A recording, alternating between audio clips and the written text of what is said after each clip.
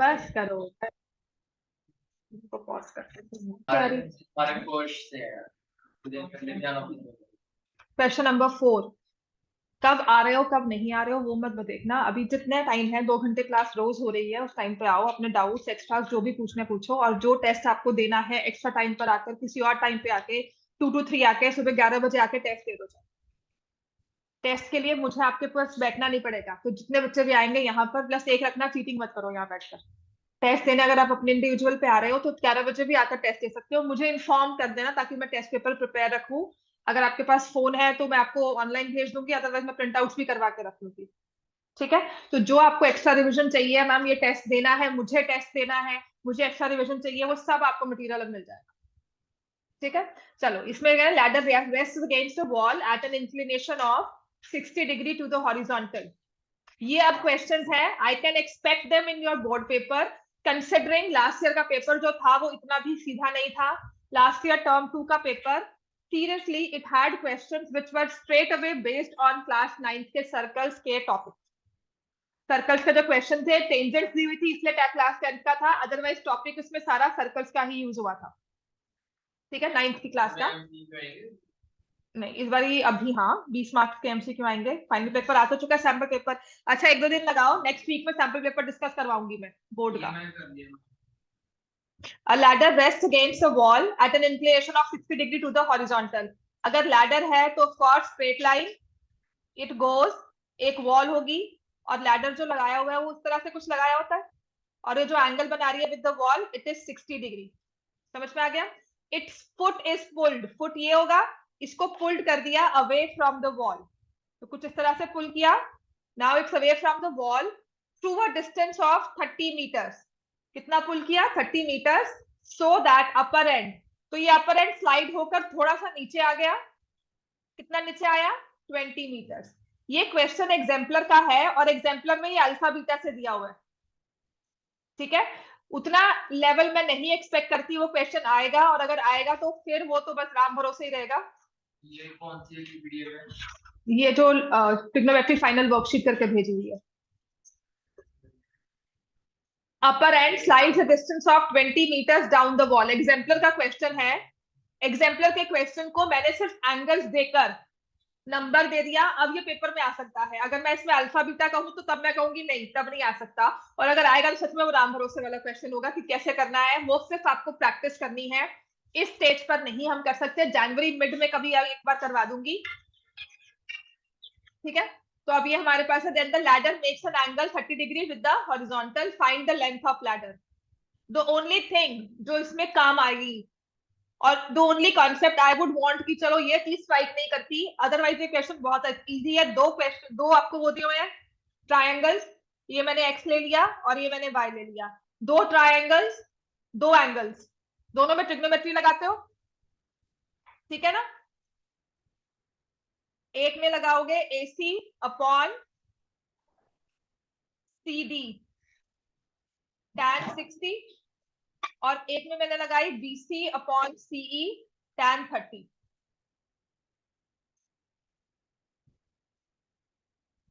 AC हो जाता है 20 plus x upon y √3, BC हो जाता है x अपॉन वाई प्लस 30 1/√3। दो इक्वेशंस, दो वेरिएबल्स x और y तो आप निकाल लोगे।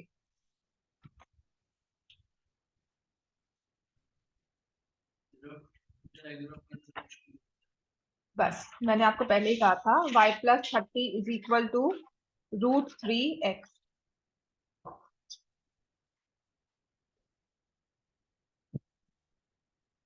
तो वही दो इक्वेशन, टू वेरिएबल्स, मैं x की जगह x को लिखती हूँ √3y - 20, और x की वैल्यू यहाँ पुट कर दी, y plus 30 is equal to √3 into √3y - 20, y plus 30 is equal to 3y - 20 √3, 2y is equal to 30 plus 20 √3, या y is equal to 15 plus 10 √3। अजीबोगरीब इसमें वैल्यू जरूर आई है, पर y की वैल्यू आ गई। x को आप लिख रहे हो √3y - 20, x is equal to √3, 15 plus 10√3 minus 20। किसी को सिर्फ एक ब्लैंकली कॉपी मत किया करो। जब आप ये कैलकुलेशंस करते हो ना, तो एक खुद देखा करो कैलकुलेशंस मैंने कैसे की हैं, तभी ये समझ में आता है। बस देखते हो, मैं लिख रही हूँ आप देख रहे हो, उससे कभी काम नहीं होगा। जब आपने ये ट्रायंगल्स बना लिए ना, यहां तक आप पहुंच गए हो, इसके बाद कोशिश किया करो खुद सॉल्व कर रहे हो ये। इसके बाद मैंने दो इक्वेशंस आपको बनाकर दे दी, 20 plus x √3y, √3 is equal to y plus 30। फिर मैंने क्या कहा, √3x, x की वैल्यू लिया आपने, √3y माइनस 20 और यहां पुट कर दी। अब इसके बाद के कैलकुलेशंस को ना प्लीज मत देखा करो। इसके बाद की कैलकुलेशंस, ये 2 वेरिएबल्स 2 इक्वेशंस है, इसको खुद करना है। अब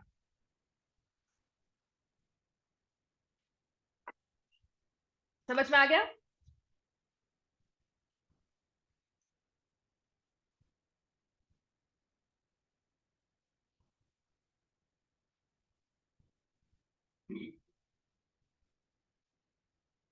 आपको लेंथ ऑफ लैडर कहा है निकालने को, तो कैसे निकालोगे? तुम इसको छोड़ो, काम करो अपना, कोई बात नहीं, ओके ठीक है, सी। आप इसमें अब लेंथ ऑफ लैडर कैसे निकालोगे? कौन सी लैडर है, एडी है या बीई है? लैडर की लेंथ क्या होगी?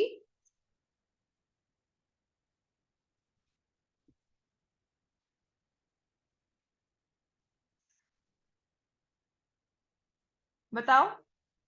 दोनों ही केस में एडी और बीई क्या है? सेम लैडर है, दोनों की लेंथ इक्वल है, तो चाहे आप एडी निकालो चाहे बीई निकालो, आंसर सेम आएगा। समझ में आ गया? क्वेश्चन ये मुश्किल में ही आता है, ये इजी वाले में नहीं आता। आपका आइडिया है 15 प्लस 10√3।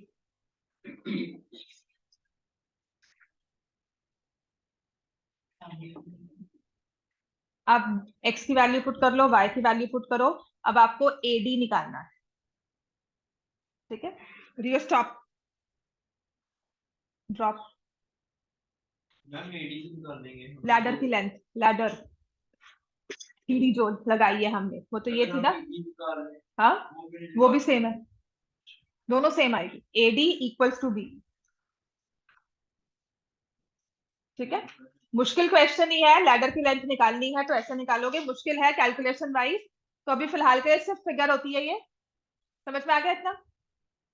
ठीक है, एडी आराम से निकाल लेना, नहीं हुआ तो फिर से दोबारा से करवाऊंगी। ठीक है, तो नेक्स्ट इसमें डालते हैं। नेक्स्ट वाला जो क्वेश्चन है,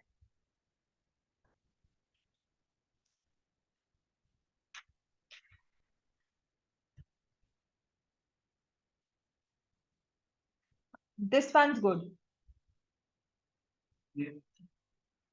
फिफ्थ क्वेश्चन, ये वाला क्वेश्चन करो।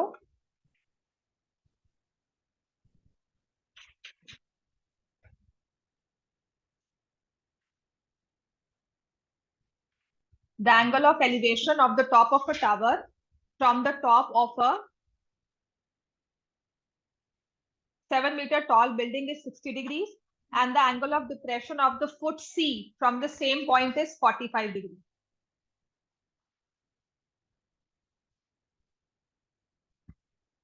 ये एंगल दिया हुआ है, ये एंगल दिया हुआ है आपको। Find the distance between tower and building. ये टावर है और ये बिल्डिंग स्पेसिफाई किया हुआ है, distance between tower and the building. Find the height of the tower, तो आपको ये निकालना है। इसका जो थर्ड, ये वाला फोर्थ पार्ट मैंने आपको जो दिया हुआ है ना, this is something that you need to find out. This one is an important part. ये क्वेश्चन सिर्फ इस फोर्थ पार्ट के लिए दिया था मैंने, और कोई इसमें नहीं है चीज जो आप नहीं निकाल सकते।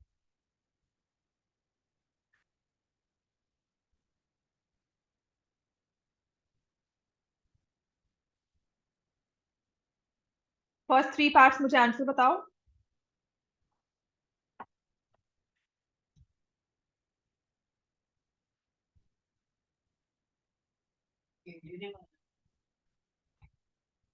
Distance between tower and building AD या बीसी, दोनों में से कोई भी निकालो। हाँ जी, distance between tower and building कितना होगा? बहुत इजीली आएगा। लिखा हुआ है। आपके मम्मा का फोन आ रहा है, तुम्हारा फोन आ रहा है या?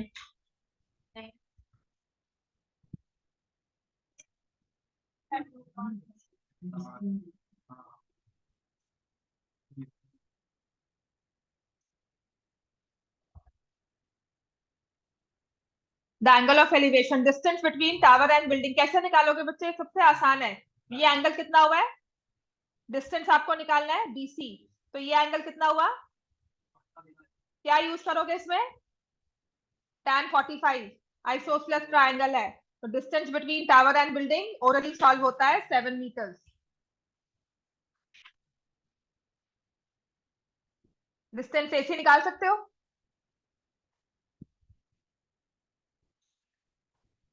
राइट एंगल ट्रायंगल पाइथागोरस लगा लो, साइन लगा लो, ठीक है। तो AC will be equal to 7 square plus 7 square का अंडर रूट, जिसे हम लिखेंगे 7√2 मीटर। ADC भी ले सकते हो, ठीक है, और ये वाला भी ले सकते हो, जैसे मर्जी ले लो, ADC भी ले सकते हो। Find the height of tower. Now this is something another question. आपने ये वाला डिस्टेंस 7 मीटर्स निकाल लिया, ये लेंथ निकालोगे, टोटल ऐड करोगे, ये 7 मीटर आ गया। समझ में आ गया ना? समझ में आ गया। ये क्वेश्चन आपकी बुक का ही है 45-60, सिर्फ इसके फोर्थ पार्ट ने इसको डिफरेंट किया।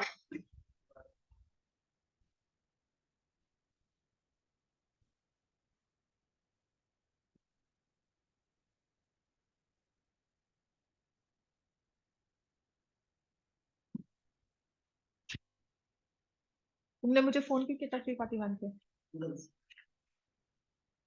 चलो करो।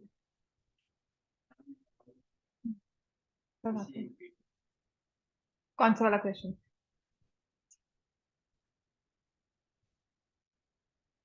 स्क्वेयरिंग करो, फिर सब्ट्रैक्ट करो। Squaring both sides minus. Squaring करके माइनस करो, फॉर्मूला बन जाएगा।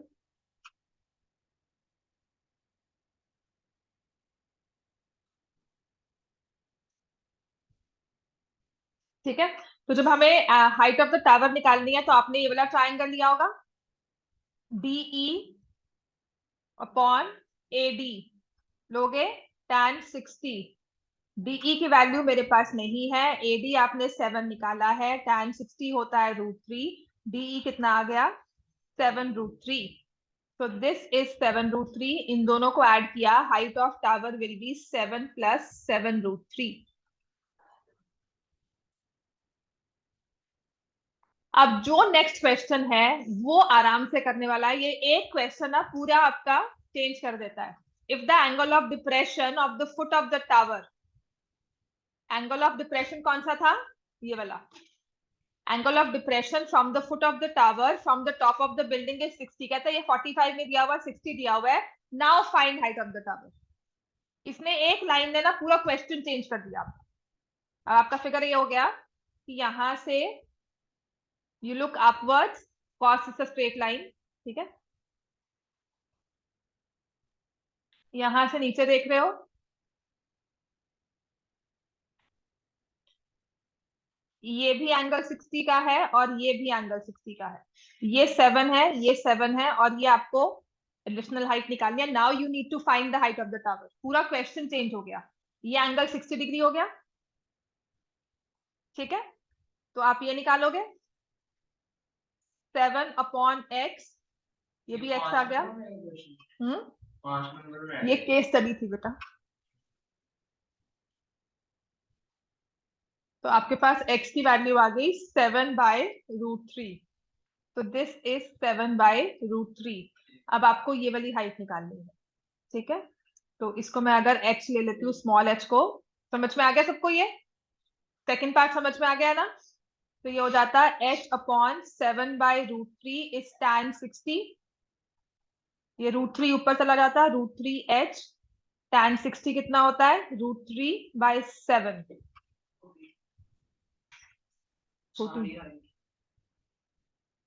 हाँ ठीक है। h is 7 metre, total height is 14। ये भी 7 और ये भी 7। देखो पूरा क्वेश्चन चेंज हो गया सिर्फ एक एंगल चेंज करने की वजह से। समझ में आ गया? तो अगर क्वेश्चन रट्टा मारते हो ना, तो एंगल भी रट्टा मारो कि ये उस तरफ से रट्टा मारना कि यही एंगल दिया हुआ था और ऐसे ही दिया हुआ था। क्वेश्चन नंबर 7 की फिगर बनानी शुरू करो।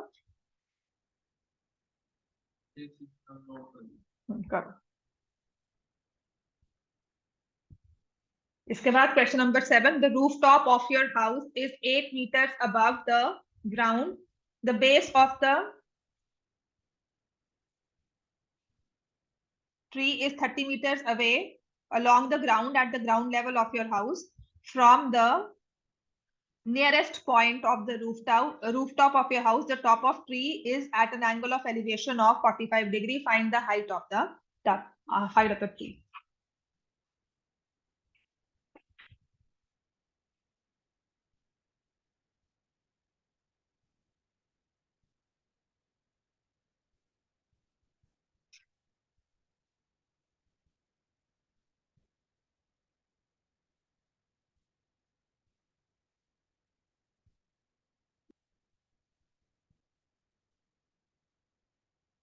हो गया बच्ची?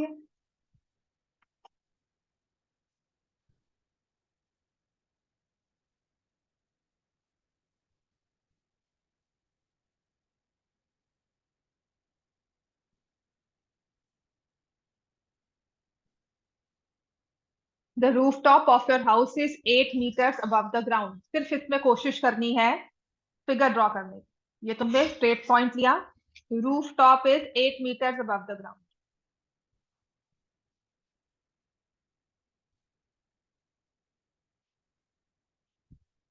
The base of the tree is 30 meters away from the ground, along the ground at the ground level of your house. Ground level of your house ये हुआ, ये रूफटॉप हो गया ना। A B, A is the rooftop, तो यहां से tree तुम कह रहे हो, ठीक है। तो मैं थोड़ा सा इस रूफटॉप को थोड़ा छोटा कर देती हूँ, एंगल ऑफ एलिवेशन नहीं बनेगा वरना। तो दिस इज ए, यहां से 30 meters अवे पर एक पेड़ लगाया हुआ है, और यहाँ से नियरेस्ट पॉइंट मतलब छत के बिल्कुल किनारे पर आकर आप चेक कर रहे हो, इस पॉइंट से ही आके चेक कर रहे हो। छत तो आपकी बड़ी होती है ना, ऐसा नहीं है। तो वो एक कंफ्यूजन, जो कंफ्यूजन है ना, कहाँ से कहाँ पे छत पे कहाँ खड़े हमें क्या पता। तो आप यहीं बिल्कुल एज पर खड़े होकर आप ट्री को चेक कर रहे हो, और एंगल ऑफ एलिवेशन जो बन रहा है ट्री को देखने वाला, वो है 45 डिग्री। पहले देखो आपसे ये फिगर बनी थी कि नहीं। Now it says find the height of the tree. सारा तो क्वेश्चन सॉल्व किया हुआ है। एक एंगल दिया है ना, तो उसने दो वो लिए हैं हमें। कितना आंसर आएगा हाइट ऑफ द ट्री? 38। ठीक है, ये 30 आ गया, ये 8, ये हाइट कितनी हो गई? 30। क्यों? tan 45 1, both sides, adjacent sides will be equal. Total height of the tree is 38 meters. सिर्फ इसकी फिगर मुश्किल है। फिगर बनने के बाद आपने देखा होगा कोई क्वेश्चन ऐसा नहीं है जो सॉल्व नहीं होता। ठीक है, नाउ नेक्स्ट। कौन बोला? क्वेश्चन नंबर 8 हो गया सॉल्व? करवाती हूँ। क्वेश्चन नंबर 8 एक बार करो स्टार्ट। ठीक है, आई वुड वांट कि तुम खुद करो। चलो मेरा, हाँ दे तो फिर 2 दिन वाली बात आ गई ना, दो इधर।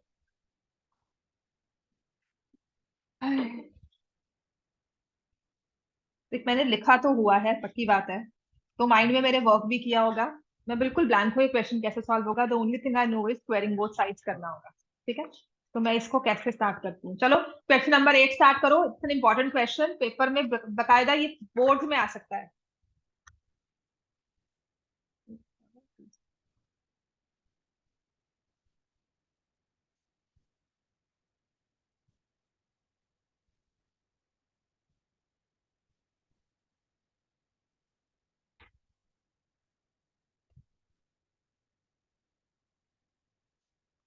है ना तुम्हारा ए स्क्वायर, क्योंकि माइनस है तो माइनस ए बी 2ab वाली टर्म ना कट जाएगी। Cot square theta plus b square cosecant square theta plus b square cot square theta minus minus ए स्क्वायर कोसिकेंट स्क्वायर थीटा, यहाँ से प्लस 2ab वाली term है ना, और यहाँ पर भी सब प्लस 2ab वाली टर्म माइनस से आकर ये कट जाएगी। ठीक है, तो मैंने ए स्क्वायर कॉमन लिया, नहीं कॉट स्क्वायर थीटा कॉमन लिया, तो मेरे पास आ जाएगा A square minus B square. ठीक है, plus cosecant square theta common लिया, तो बी स्क्वायर माइनस ए स्क्वायर आया, cot square theta minus cosecant square theta, और ये आ जाएगा A square minus B square. अब ये क्या होता है, 1, ये -1 -1 हो गया। p square minus p square equal to b square minus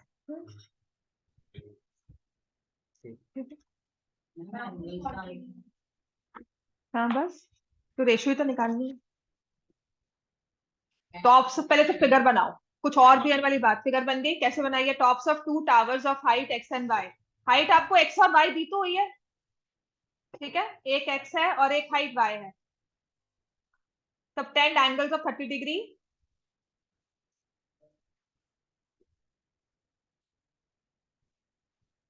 ये y, एक ने 30 डिग्री सबटेंड किया है और एक ने 60 डिग्री, इस वाले ने रिस्पेक्टिवली कहा है ना 30 डिग्री, और इस वाले ने 60 डिग्री एट द सेंटर। तो जो सेंटर वाला पॉइंट आएगा, इसको मिड पॉइंट लेके चलना है, 3:1, हाँ ऐसे कुछ आती है। ठीक है, ये 30 डिग्री एंगल है, ये 60 डिग्री एंगल है, यही फिगर बनी है। सेंटर पॉइंट लिया, ये भी ए है और ये भी x अपॉन ए 1/√3 और y अपॉन ए √3। तो x कितने आ गया, a/√3, y कितना आ गया √3a। बस यही क्वेश्चन था, x:y की रेशियो निकालनी है। तभी कह रही हूँ ये बोर्ड में अगर आपको ना नहीं आएगा, ये बिल्कुल आ सकता है। ठीक है, तो ये a कैंसिल हो गया, 1:3 की रेशियो है। ठीक है ना, बस x:y की रेशियो पूछिए तो 1:3 लिखोगे, 3:1 मत लिखना। Right proportionately, right the respectively वाली रेशियोज लिखनी है। मैं फिगर वाली ये रब कर रही हूँ so that I can take the another question जो इसमें मुझे लगता है मुझे करवाना चाहिए आपको। ये मैंने करवा दिया था, नेक्स्ट करना है इसका क्वेश्चन नंबर 34, बाकी मुझे लगता है आप कर लोगे। ठीक है, विच इज पेज नंबर 5।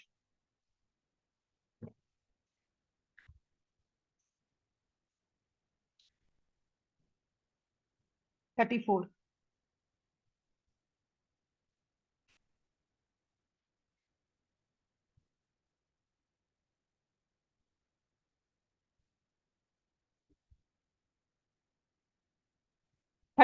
ना, ये केस स्टडी वाला क्वेश्चन था, बहुत सिंपल क्वेश्चन है, जस्ट दैट ये फिगर ना कुछ इस तरह से क्वेश्चन दे दिया कि फिगर समझ नहीं आती, या हमें लगता है पता नहीं क्या आ गया क्वेश्चन में। The rod AC of a TV disc antenna is fixed at right angles to the wall AB, and rod CD is supporting the disc as shown in the figure. If AC is 1.5 meter, CD is 3 meters, find tan theta. ये निकालना है angle. अब तक आपको ना theta दिया होता था, आपने साइड्स निकाल लिया, यहाँ पर एंगल निकालना है आपको। ठीक है, तो इन ट्रायंगल कुछ मत समझना कि क्या है, मैंने सिर्फ देखा कि फिगर में everything is mention to me. So in triangle DAC AC upon CD क्या बनाइए, वेरी गुड।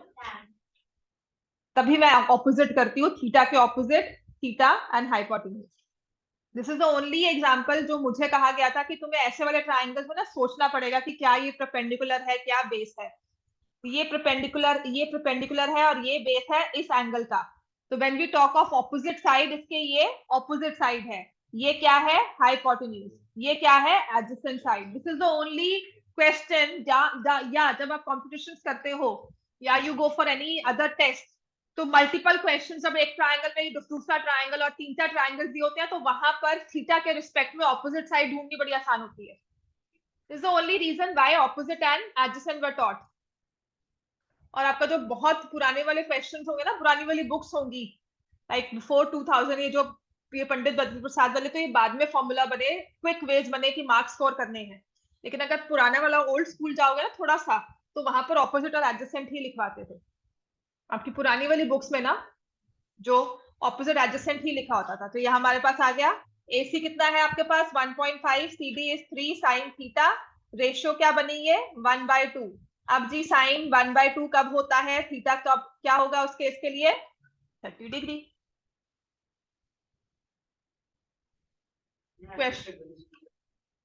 बस मर्जी बना लो, वो तो फिगर आपको मतलब ये होता है कि we get confuse in figures, ये कैसे हुआ, एंटीना है तो ये कहां से आई, एक्स्ट्रा हाइट कहाँ गई, है ना, वो सब चीजें हम सोचना शुरू कर देते हैं।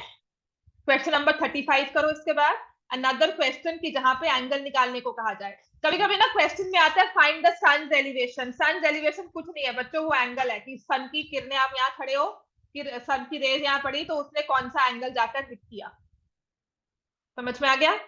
सन एलिवेशन मतलब ये एंगल ही दिया होगा। Question 50. A stone is 15√3 meters away from a tower.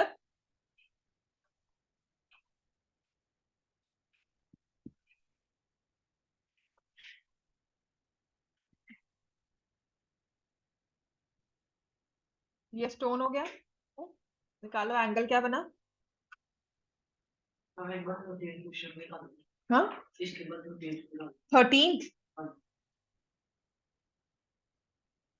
13 तो मैं करवा दूंगी तुम्हें अलग से, मुझे पहले इसके क्वेश्चंस करवाने दो। 13 मैं आपको करवा देती हूँ, ठीक है। इसके बाद ना क्वेश्चन 36, इसके बाद का नेक्स्ट, इस वाले क्वेश्चन के बाद 36। हाँ जी थीटा बताओ कितना होगा। फिर से वही रेशियो लोगे, दो दो साइड दी हुई है उसकी रेशियो लो, ऑपोजिट एडजेसेंट।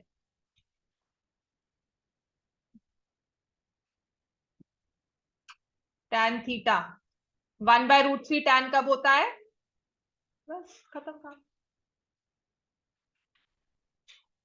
ये 1 मार्क में क्वेश्चन आएंगे, थीटा निकालो, ठीक है। ये 1 मार्क में बकायदा ये क्वेश्चन आ सकता है, ये कुछ ऐसा नहीं है कि नहीं जी कहां से आ गया। This can come in your final exams. Next करवाओ उसके बाद। चलो 36 क्वेश्चन करो। इसके बाद 36 अनदर एंगल ऑफ डिप्रेशन है। ये किसी ना किसी सैंपल पेपर में ही आया हुआ है। अच्छा बोर्ड क्या करता है ना, आउटसाइड दिल्ली और I think zone wise paper होते हैं बोर्ड के, पता है आपको, है ना। हाँ आउटसाइड दिल्ली पेपर आपका वाला डिफरेंट होता है, इनसाइड दिल्ली थोड़ा डिफिकल्ट होता है, बेसिक भी और स्टैंडर्ड भी। Inside Delhi is a little difficult as compare to your paper. तो उन वाले क्वेश्चंस में ऐसे वाले क्वेश्चंस मतलब आए हुए हैं। अच्छी बात है, अच्छी बात तो ये है। हाँ उस साल की बुक में दिया हुआ है तुम्हारे पास भी, लेकर आना है।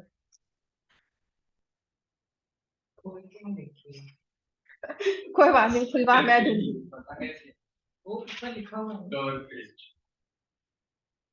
36 क्वेश्चन, ठीक है। आपका वाला पेपर भी इजी नहीं होता, पता क्या होता है उसमें लेवल ऑफ क्वेश्चन, चल एक अलग लेवल डाल दिया, पर उसी तरह का क्वेश्चन आपके वाले में भी होगा। अगर उसने एक बुक से बाहर दिया तो एक क्वेश्चन आपका भी बुक से बाहर ही होगा। And last year there was this controversy, पता है सबको। टर्म 1 के पेपर में, इंग्लिश के पेपर में पूरे 8 मार्क्स की RCT। हाँ वो लक की बात होती है। नहीं आउटसाइड दिल्ली था, नॉर्थ इंडिया था, अगर इनसाइड दिल्ली में लिखा होता ना तो पहले ही हाहाकार मच जाता। कुछ नहीं, there was this case study RTC which was very stupid otherwise, because that was an opinion of the person who, उसके बेसिस पर उनको आंसर करने को कहा गया क्वेश्चन, और उसमें डायरेक्ट फैक्चुअल बेस नहीं था। What do you think is poet the author is writer is saying this, या जो भी था, इट वाज नॉट वेरी मतलब नहीं ऐसा कुछ नहीं था। आपके सेट डिफरेंट नहीं होते, ऑर्डर ऑफ क्वेश्चंस डिफरेंट होता है, सो दैट आप अक्सर इशारों में चीटिंग नहीं कर सकते। हाँ जी 3 सेट्स आते हैं ताकि आप इशारों में चीटिंग नहीं करो। 3 सेट्स आते हैं, इशारों में चीटिंग नहीं करोगे कि थर्ड का आंसर क्या है, उसका थर्ड अलग होगा, आपका थर्ड अलग होगा, क्वेश्चन सेम होंगे, क्वेश्चन सारे सेम होते हैं। दिस वेरी अनफेयर टू से अदरवाइज, है ना, लेवल ऑफ क्वेश्चन डिसाइड करना। तो उस चीज को से बचने के लिए क्वेश्चन सेम होते हैं लेकिन order of question set wise different होता है। तो आप अगर इशारे से कहो ना थर्ड का आंसर क्या है, सेट बता दो चाहे, वो तो बता, हाँ पर वो 3 रोज आगे चला गया ना, इतनी दूर में चीटिंग करना, हाँ पता ही नहीं होगा। अगर सेट सेम है तब सेम होगा। तो एक आरटीसी आई थी विच वाज 8 मार्क्स की थी, and somebody from I think वो स्मृति ईरानी ने भी केस लिया था इन राज्यसभा और लोकसभा, उसने पूरा केस किया था कि this question should not be part of your evaluation process. तो पूरे 8 मार्क्स देश मिले थे। पहले नहीं था इतना जो उसने किसी ने ट्वीट किया था कि ये पेपर में आया है, किसी पेरेंट ने किया होगा, because it was outside Delhi. Inside में तो पहले ही हो जाती है ना, because that paper comes in preview, और ये आउटसाइड दिल्ली तो आपको ऑनलाइन भी नहीं मिलते हैं जल्दी। वो अलग बात है, पेपर पास कैसे हुआ, पेपर पास कैसे हुआ, पेपर्स पास भी होते हैं, पास कैसे हुआ, कोई अथॉरिटी होती है, 4-5 टीचर्स लगती हैं बोर्ड की तरफ से। बच्चे उसका आंसर पॉसिबल ही नहीं था, राइट आंसर उसको बोलता है, ठीक है, तो what do you think, option में ABCD लिखा हुआ है, सबने ऑप्शन ए मार्क किया, मैंने पूछा था क्लास में किसने क्या मार्क किया, तो सबने ऑप्शन ए मार्क किया है, जो आंसर की है वो आंसर डी मार्क कर रही है। अब बताओ, क्योंकि वो पर्सनल व्यू हो जाता है, जो ए मार्क कर रहा है वो पर्सनल व्यू है, और सबने ऑलमोस्ट सबने ए ही मार्क किया। अब कोई होता है वहां पर जो बैठ के पढ़ता है कि नहीं जी अलग था, वो बोर्ड पेपर ही नहीं, तभी पेपर्स नहीं available I think online first term के। मुझे क्या पता है, मतलब ये तो बेटा टीम, उनकी कोर टीम में कौन होता है इतना मैंने नहीं स्टडी किया, चला दो ये वाला, ठीक है ना। So the angles of depression from the observing points O1 and O2 respectively of the object are.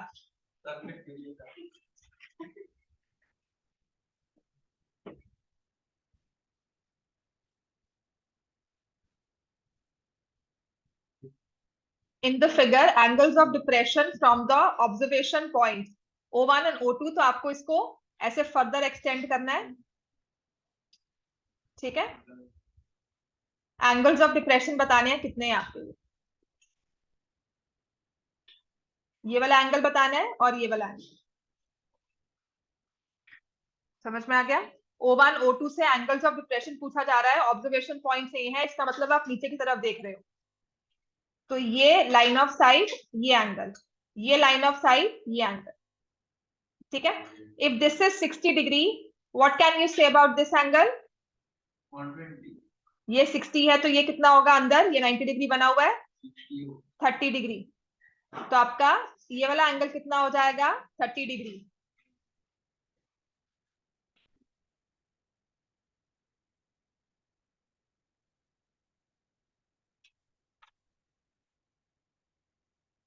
ठीक है, दूसरा वाला कैसे निकलेगा, क्वेश्चन कम लिखा O1 स्क्वायर मान सकते हो, वरना क्वेश्चन सॉल्व भी नहीं होगा, या तो मैंने यहाँ पे कुछ मिसिंग किया, यहाँ पे लिखा नहीं, एजुकाटी है ना ये,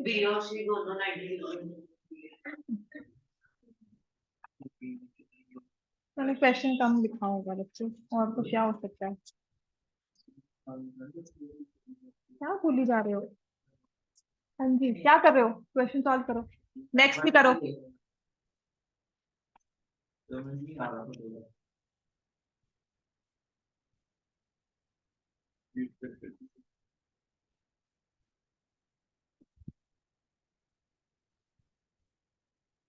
एजुकाट सिर्फ लिखे थे क्वेश्चन जो आपके हिसाब से हैं, अदरवाइज अगर कुछ नहीं है कि यही करना है, ये वाला, हाँ ये 45 दिया हुआ है, ये मैंने कहा ना मिसिंग है यहाँ पे, ये 45 डिग्री,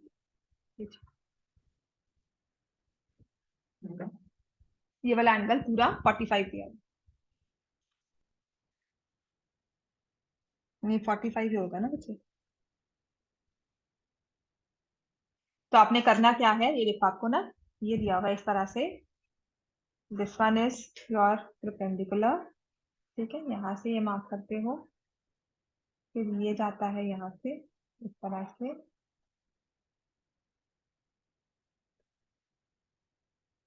ये परपेंडिकुलर दिया हुआ है, ठीक है। तो this is O1, this is O2, आपने एक स्ट्रेट लाइन यहाँ पे बनाई to find your angle of depression, ये दिया हुआ है 60 डिग्री, और ये कंप्लीट दिया हुआ है 45, ठीक है। तो ये वाला एंगल हो गया 30 डिग्री, फिर दिस ये एंगल भी आ गया 30, तो O1 पे जो एंगल ऑफ डिप्रेशन बना वो है 30 डिग्री। अब ये 45 दिया हुआ है, तो ये भी 45 हुआ, ठीक है, या ये वाला एंगल इसके इक्वल हो गया, ये वाला एंगल इसके इक्वल हो गया 45। मैम बट 30 तो कट गया। 30 तो दूसरे वाले में था ना बच्चे, ये इतना था। वो ऊपर से 15 ही रह गया। नहीं बच्चे, क्यों 15 है, ये 45 और ये पैरेलल लाइंस हैं, ऑल्टरनेट इंटीरियर एंगल्स हैं। यहाँ पर ये 60 दिया हुआ था, इसकी वजह से आपने माइनस किया। ठीक है, तो आपका O2 पे एंगल ऑफ डिप्रेशन जो बन रहा है वो है 45 डिग्री। नेक्स्ट, जैसे ये find the altitude of the sun का हुआ है ना,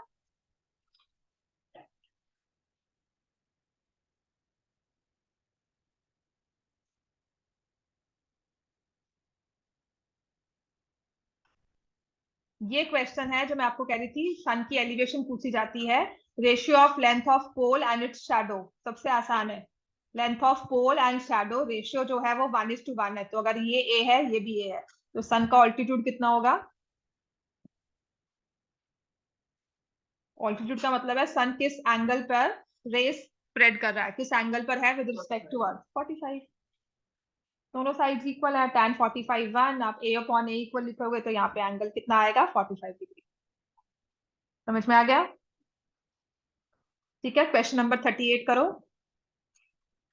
समझ में आ गया ना ये 45 कैसे है? इसमें फिगर भी बनाकर दी हुई है बिकॉज ये केस स्टडी की फॉर्म में था। Another question which is like good from your point of view, यहाँ पर a hot air balloon is rising,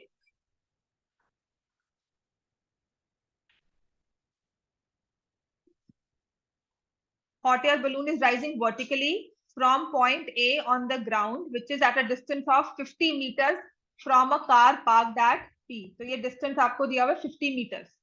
Amit, who is on the balloon, observes that it took him 10 seconds to reach point B, which he estimated to be equal to horizontal distance of his starting point from the car parked at P. ठीक है, बस यही चीज समझनी है आपने।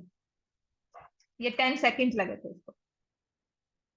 ऐसे है, यहाँ पे कार पार्क की हुई है पी पर, ए से बलून स्टार्ट हुआ, पॉइंट बी पर पहुंचा, तो पॉइंट बी पहुंचा है इन 10 सेकेंड। तो कहता है कि 10 सेकेंड यहाँ बी पर पहुंचने का डिस्टेंस कितना है, मुझे बताओ ए बी की लेंथ आपको कितनी दी हुई है। बस इतना सा इस क्वेश्चन में कैच था या डिफरेंट थिंग थी? टाइम से तो निकालेंगे नहीं, पहले उसमें लाइन पढ़ो क्या दी हुई है। 50। क्यों? पूरा क्वेश्चन आपको बनाकर दिया हुआ है उसने। उसने सिर्फ इतना कहा है, it took him 10 seconds to reach point B which he estimated to be equal to the horizontal distance. अब बताओ, तो ए बी कितना डिस्टेंस हो गया? 50 मीटर। ठीक है ना, मैंने पूछा क्यों? हाँ वही तो समझाना है बच्चे, तुक्का नहीं मारना है ना, तुक्के को मारना नहीं है, अपने इंटेलिजेंटली सोचना तो है कि मैंने 50 क्यों कहा, क्योंकि उसने क्या कहा है, estimated to be equal to horizontal distance. Horizontal distance आपको 50 दिया हुआ है, तो ये डिस्टेंस आ गया 50। तो कहता है ये एंगल डिप्रेशन जो है ना बी, वो निकालो कितना होगा। What is the angle of depression B from the balloon to car park that P? अगर यहां से बैठकर वो अपनी कार को देखता है तो किस एंगल पे देखेगा? 45। क्यों? क्योंकि दोनों साइड इक्वल है, तो ये एंगल 45 डिग्री आ गया। ये वाला angle of depression will also be 45 degree. समझ में आ गया? This was the only catch difference जो क्वेश्चन केस स्टडी का लगे मुझे। After a certain time Amit observes that the angle of depression is equal to 60 degree. तो सी पॉइंट पर एंगल ऑफ डिप्रेशन कहते हैं 60 डिग्री हो गया। Find the vertical distance travelled by balloon. ये तो कर सकते हो आप, ये 60 है तो ये पूरा एंगल कितना आ गया? 60 degree. Now find intra angle C C A P. समझ में आ गया ना ये क्वेश्चन? अब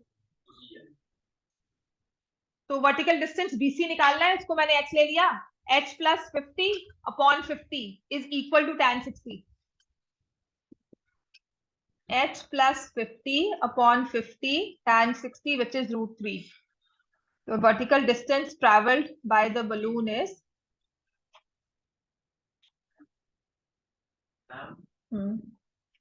cos theta plus sin theta equal to root 2 cos theta, वो वाला करते हैं तो डिवाइड करना है या कॉस को अलग इकट्ठा करके कॉस थीटा कॉमन लेते हैं, √2 -1 आ जाता है, फिर उसको रैशनलाइज करते हैं।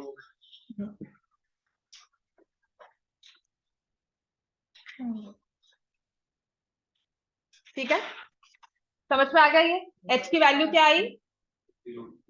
50√3, 50 into √3 -1. Find the time taken by balloon to reach point C from the ground. यहां से लेकर यहां तक उसको पहुंचने में टाइम कितना लगा? ठीक है, वो कैसे निकालेंगे? ये डिस्टेंस था 50 मीटर और ये कितना आया है 50√3 -50। तो ग्राउंड से डिस्टेंस बलून ने कितना कवर किया है 50√3। अब मुझे बताओ स्पीड ऑफ बलून बता सकते हो? ये 10 सेकेंड्स कुछ दिया हुआ था हमें। यहां से यहां तक पहुंचने के लिए, कहां से? पॉइंट ए से पॉइंट बी तक पहुंचने के लिए बलून ने कितना डिस्टेंस कवर किया था 50 मीटर्स का। कितने टाइम में? 10 सेकेंड्स में। स्पीड कितनी आ गई 5 मीटर पर सेकेंड। अब ये डिस्टेंस निकालना है 5 मीटर पर सेकेंड की स्पीड पर, तो टाइम कितना हो गया 10√3 seconds. This much time from A to C. समझ में आ गया? 10√3 second from A to C. ये ना इस वाली बुक में केस स्टडी थी, बाकी सब तो मुझे सिंपल लगी थी। This was one which is like a little different. Speed भी है इसमें, वर्टिकल डिस्टेंस निकाल रहे हो प्लस, वरना बलून हमेशा हॉरिजॉन्टली मूव करते हो, ये वर्टिकली अपवर्ड गया है। ठीक है, इसके बाद नेक्स्ट करवाऊं? आगे यार एक मिनट देखने दे, कितने क्वेश्चन है जो मैं चाहूंगी, पर आई वुड वांट कि करके आओ प्लीज, कर लो घर पे। इसमें से ना जो क्वेश्चन आपको करना है वो है 41, क्वेश्चन नंबर 41, क्वेश्चन नंबर 40, 41, 39 मैं कभी क्लास में करवा दूंगी। हाँ, अब ये जरूरी है करने, क्योंकि ये तो कंफर्म्ड है कि कहीं ना कहीं आपको आ ही जाएंगे। 40, 41 और बता रही हूँ 42 और 43 जो क्वेश्चन है ना, this was actual board question. 44 भी हो जाता है, 45,